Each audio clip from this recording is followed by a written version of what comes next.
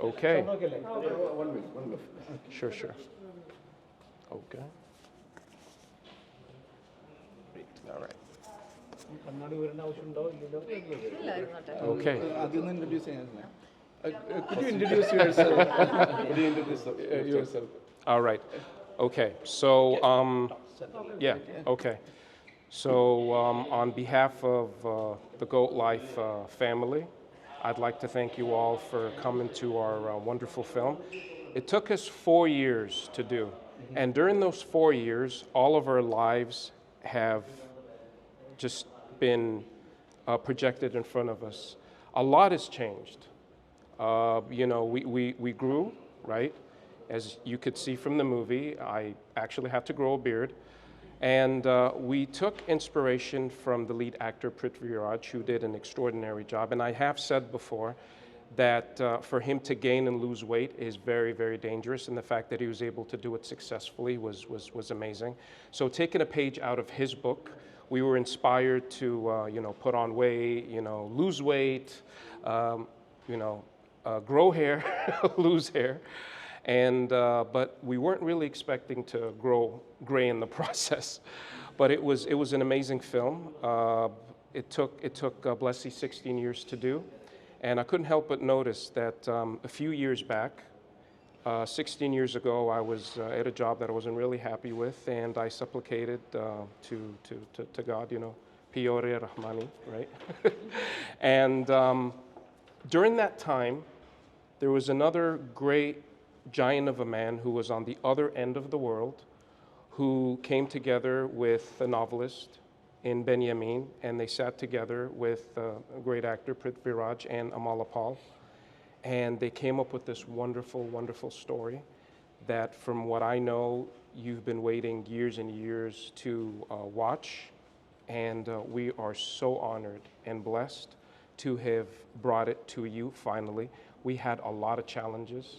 All of us. I mean, the first day of shooting with the milk scene, I'm actually lactose intolerant. I don't drink milk. So I had to down like half a liter of milk, and then I threw up, and I felt really embarrassed because I'm representing Sudan in the UAE. So, with all these, great heavyweights, like Jimmy John Louis and Prithviraj and Robin Das and Mr. Talib Muhammad from Oman. So I was representing two countries, and I had to get back on the horse. So I went there, took a shot, and then continued the scene. And also in the wedding scene, I was carrying the cauldron, so I carried it up. And what they do is there's something called the zarb in Arabic culture. So what they do is they take a cauldron, and then they put like some meat, and then they put it down on the ground, and then they cook it for like 5 to 7 hours. And then after that, I had to like carry the cauldron. And this was a problem because had I dropped it, that's 5-7 hours gone, and then I had to fly back to Abu Dhabi the next day because I had another shoot for another series. So while picking it up, one of the Bedouins actually swung the hook on the pole, and one of the embers from the pole flew in the air, and I'm looking, I'm like, no, and it went through my toe and actually burned my toe. And I had to wait for like 1 hour after the shoot was done, and then spoke to the paramedics. But it's been one hell of a journey, and I couldn't have done it with a lot of people that were here in my journey. So I'd like to thank Mr. Ivor Gracias, who first got me the script. And after reading it, I knew it was going to be a winner. And it took us 2 years until we actually started shooting. And I memorized the script by heart. So while I was sitting with my friends right now, we had my manager, as you met her, Ursula, and I was also joined by the wonderful stylist that I worked with. She's also a fellow Malayali, Bindaya Nelson. And Bindia, right? Bindia, right, the Bindi, all right, I forgot, right? And then I had two of my guests also, a megastar, she's an amazing R&B singer. Her name is Sophia Evangelina, and her mother. So it was very important for me to be from the UAE community and have other people from the UAE community represent this film. I would have loved to have had Jimmy, John, Louis, and everybody here. And I'm just glad that I was here to, represent the UAE and Sudan the best way that we can. How was it working with a Malayali crew in a Malayalam movie? I mean, I understand that you've worked in more than... Yes. I've worked in Hollywood, and I've done some things here regionally. I mean, I said this before in the press conference, and I wouldn't mind saying it again because it is true.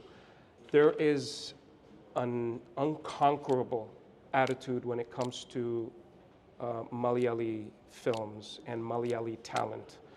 While we were watching, we couldn't tell what was real and what wasn't. And I was in the film, and I couldn't tell, So Ursula was asking me, are the birds real? I'm like, I don't know, But what I love most, and I've said this before, nothing can stop Malayalis from doing whatever they needed to do. I mean, just this unconquerable spirit is something that we can all learn from, and I think that is the whole message behind the film, is never to give up.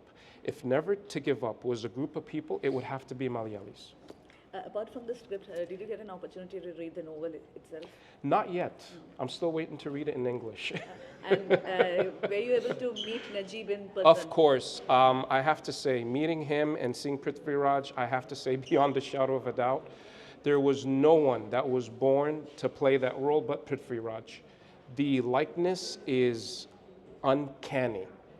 I didn't know whether I was talking to Najib or Prithviraj. Minus, of course, the makeup. And Prithviraj, I meant Najib. Well, you see, I can't even tell the difference between Prithviraj and Najib. I don't know who's who, right? So the thing about Najib was he's been through a lot, and you can see that. He's a great man with very kind eyes, but you can tell that he's been through a lot of pain. And the fact that he was, here to, tell the story it's just amazing. He's an icon of immeasurable strength and kindness. Usually when you're in an environment like that, you tend to be very jaded, but he wasn't. He was very kind, very welcoming, very humble. So as somebody from UAE, I have to ask you this. Sure. Because this story is a true story which happened in Middle East long back. Yes. So as a person from the Middle East, what do you think about what happened to Najib long back? I mean, well, what happened to Najib, I guess, can happen to anyone. And we have this old saying in Arabic: all your fingers are not the same. So we can always meet people from different parts of the world, but that doesn't represent those people from that part of the world. You understand what I'm saying? We have a lot of people, we have a lot of examples, right? Okay, without mentioning any names. There's a lot of people that came from a lot of parts of the world that you thought, how can this person be from that part of the world? But then they helped us, change our perception. For example, Oscar Schindler and Steven Spielberg's Schindler's List, right? He helped a lot of, people in the Holocaust, right? But he was working with, the Nazi party. But you see, all your fingers aren't the same.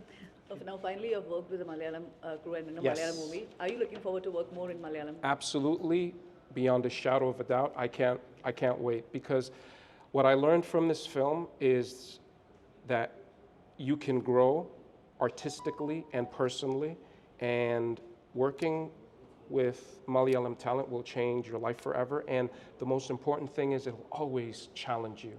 And that, as an artist and as a person, is very important for our growth. Any plans to learn the language too? Absolutely.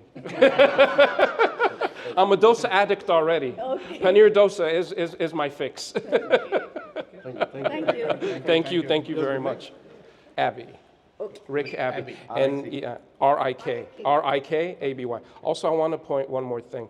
The name that I've given to the character, Jasser, is a tribute to the head of the Hoeta tribe, Sheikh Eid, and his son, and their whole tribe, the Hoeta tribe. They worked on a film a while ago, and it was nominated for the Oscars. It's called Veeb. So his son was in there, Jasser. So as a tribute to him, and the wonderful hospitality of the people of Jordan, I named my character after his son, Jasser. Do you mind telling us which was your first movie, in which language? My first English language movie. Wow. Okay, that's a tough one. Okay, so my first English film. First movie. My first feature. Yeah. My first feature was in Emirati.